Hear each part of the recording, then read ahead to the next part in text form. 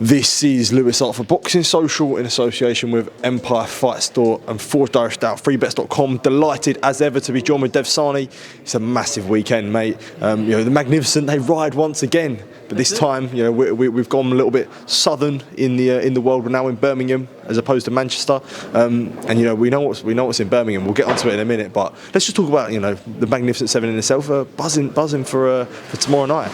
I'm buzzing. It's a belter of a show. Am I too far away, Lewis? No, you're actually. This is perfect. This is perfect. Just at the end of your this is perfect. Jab here. Yeah. Big show. A belter in Birmingham. So many great fights that I keep forgetting about as well, and then suddenly remember, and it's like, oh God, that's happening as well. Just talking now, Zach Parker against Tyron Zeuger. Tyron Zeuger at one point was like a bit of a poster boy for German boxing. He had the hopes of a nation behind him. He won a world super middleweight title. He had that defeat to Rocky Fielding, and it's been kind of patchy activity since then. But if he's still that guy, then it could be a tough night for Zach Parker. But Zach Parker, he's turned up in shape. He's turned up ready. Look, and that's just one of the intriguing fights. I can't wait for Dennis McCann against Brad Strand. I get on really well with both guys as well. Sometimes you get fights like that where it's a bit you don't really want to see either of them lose. And fascinating, because for Dennis, I know he's talked about Brad Strand being like a warm-up fight for him. I think he's joking. This will be his best win. Remember, he didn't beat Baluta. Baluta was a draw. If he beats Brad Strand, it'll be his best win. For Brad Strand, this is everything. This is he's in that position that Nick Ball was in, when Nick Ball was flying under the radar, wasn't really doing much, no one had heard of him, hadn't got the opportunity. Isaac Lowe gave him the chance, made a big mistake, picked him to fight at Wembley Stadium. Nick Ball stopped him. Has Dennis McCann made a mistake with Brad Strand? We'll find out. It's one of those fights. Should I just go through the whole card? Or Well, I was going to say, I did actually want to get this in early. From spicy encounters in the ring, we're going to have spicy food tonight at the Railway Inn. I've experienced it myself. Mate. At the Wolverhampton card in November, I was lucky enough, and you're going to experience it, mate. I'm buzzing in it. We're taking over. Is it good? I mean, I just keep seeing Andy Purwell. Just tweeting about it, almost like sending out warnings to the world about how good this mixed grill is. Said yes to him yesterday about doing it. Look, I'm only about for a little bit. I'm not sure I'm going to be coming to Birmingham that often. I don't know how often we're going to have shows here, so let's have a look. I then since found out that it's an hour away from my hotel. I've committed to him now. I've said yes, but I'm fully expecting it to just be sort of me, Andy, and Andy's dad. So you're definitely going. I'm 100% going, mate. As I said, no matter how far away, I will be there no matter what. No matter what, mate. I'm confident. Listen, as we see weigh-in there, we see a lot of weigh-ins today. They're all professionals like me. I'm a professional. I always show up, mate. Look, is anyone good going? Do you know? I think I was chatting to Tyler. What do you mean? Wait, what do you mean? Anyone good?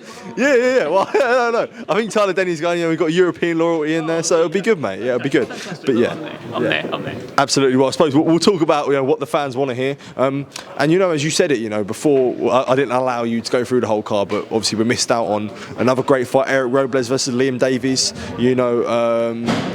Nathan Heaney against Brad Pauls, obviously, and a return of the Juggernaut as well. So them three great fights. I don't think I've missed anyone out, but I suppose Ethan James and Owen Cooper as well. So, mate, the list goes on. The list does go on, yeah. You go through it, and then you're like, oh, and there's that one, and there's that one. Let's talk about Nathan Heaney against Brad Pauls. Brad Pauls is the same guy that Nathan Heaney was. He's been dreaming about that British title, that Lonsdale belt. He's been dreaming about it. He's been talking about making history for Cornwall.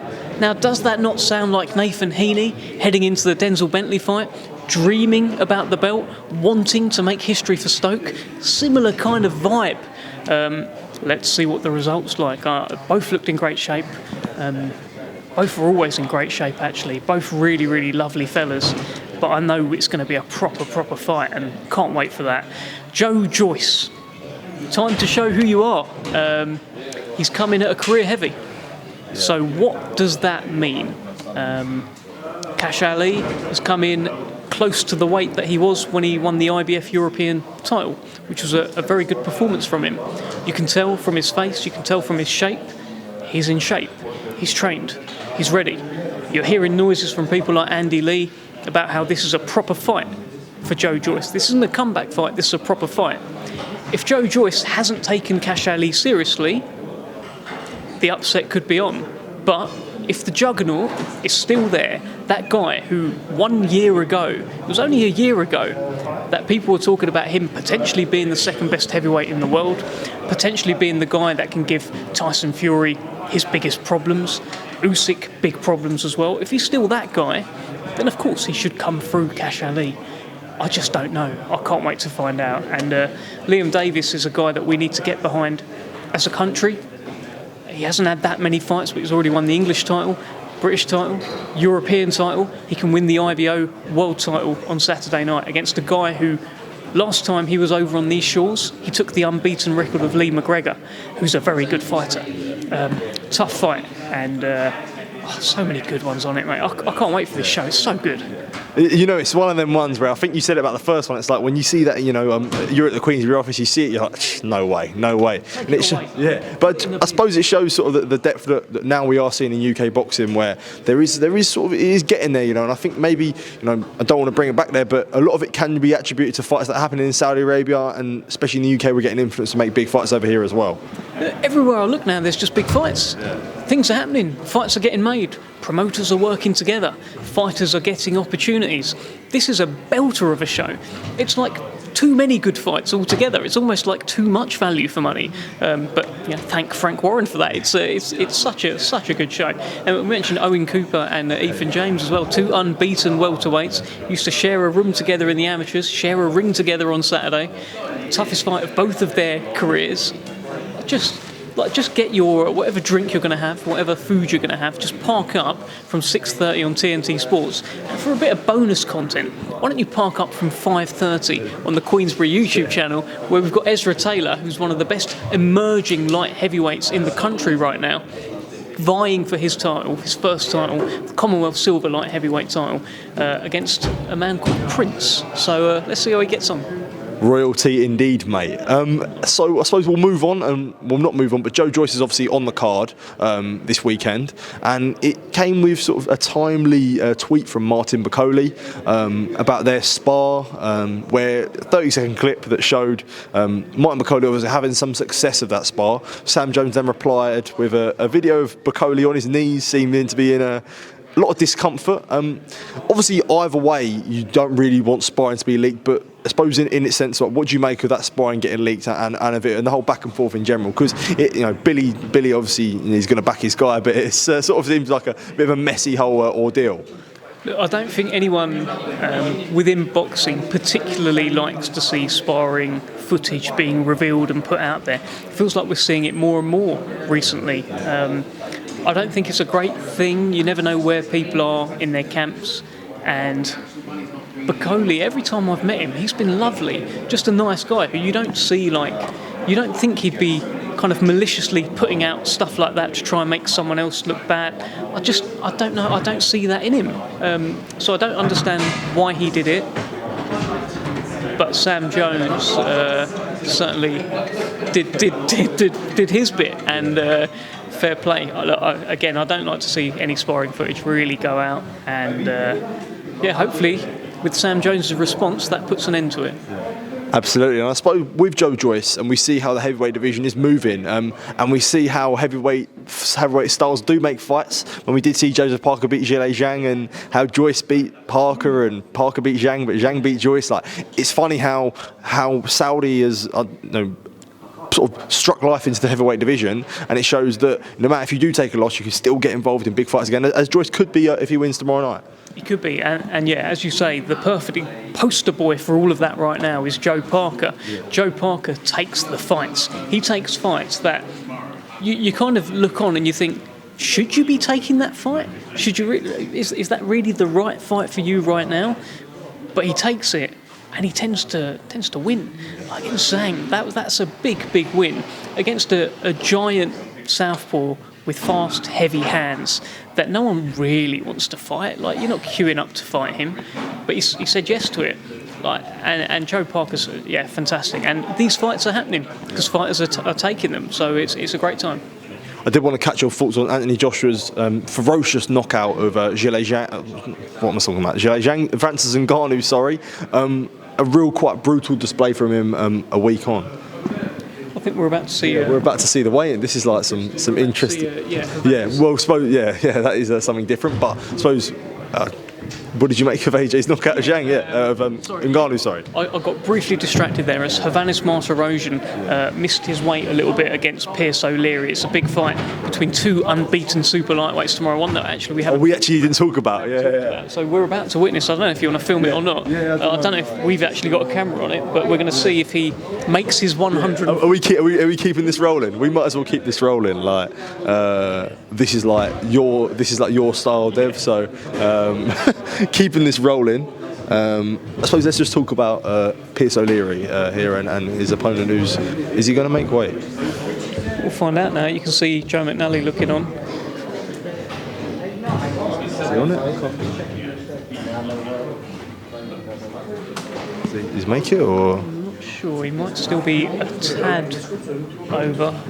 I think you might have to turn your camera off. Yeah, we'll have to. Yeah. Oh, okay. Yeah, all right. Yeah, this is going to stay on you for a while, Dev. This is like straight improvisation here. This is good. This is great. This is what people want to see. And I don't really know, but.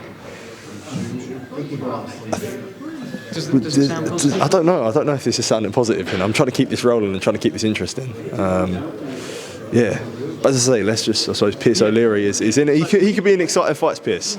Pierce can be an exciting fight. Look, this is a 13-0 versus 16-0. Hrvanis Martirosyan. He's never boxed outside of Belgium, so you never know how that affects the kind of like weight-making process and coming over. But I think he came in at 140.9 at the official weigh-ins. They're weighing him in again here.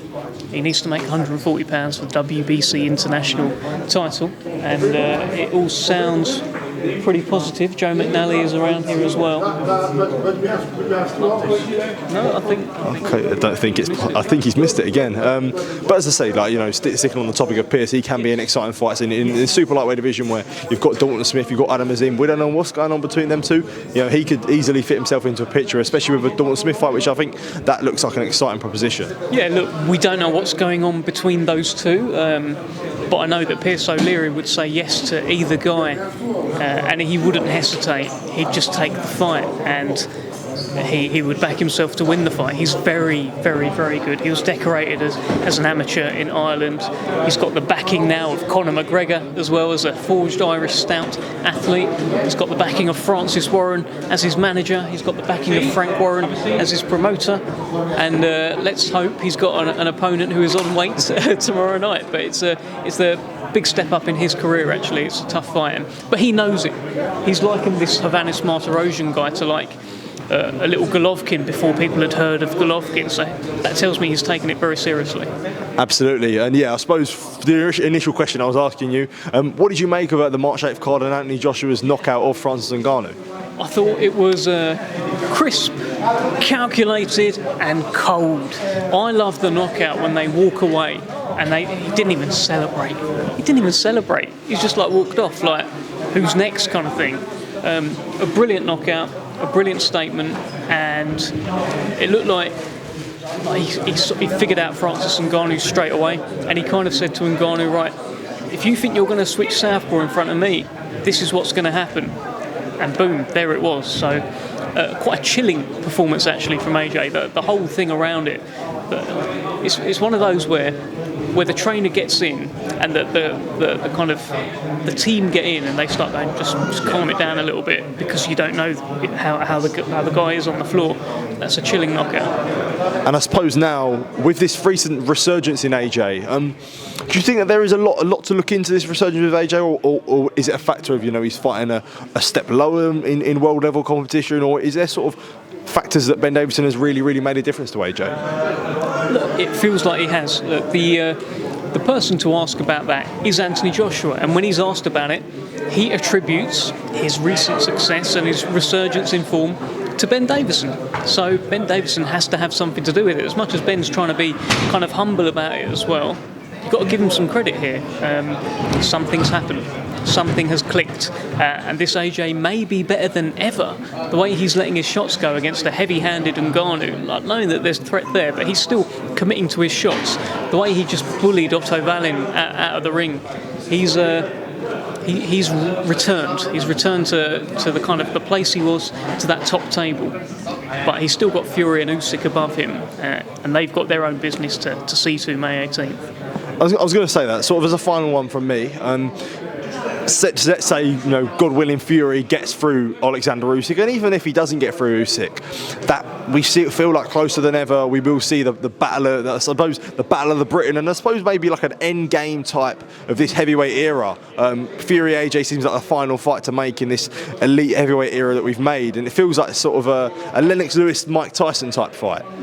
And that's only because AJ's got himself back in it. Like a couple of fights ago where Joshua was just like beating Franklin on points.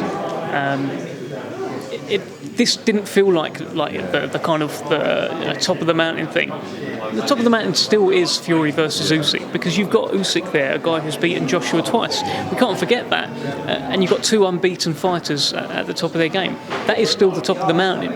But there's another mountain kind of lurking as well, and a lot of fans really want to see this fight. I want to see the fight. They want to see the end of an era kind of moment.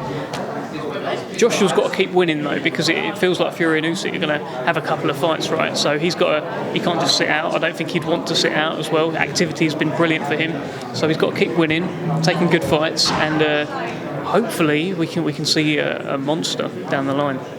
Absolutely, Dev. Thank you for taking time to speak to me. It's been full of all different sort of crazy things today. Mixed grills, people missing weight, all different types of stuff. So, Dev, I appreciate taking some time to speak to me. I appreciate it. Let's share a nice meal tonight, mate. I appreciate it. Okay, top man. Let's break bread. Absolutely, mate, for sure.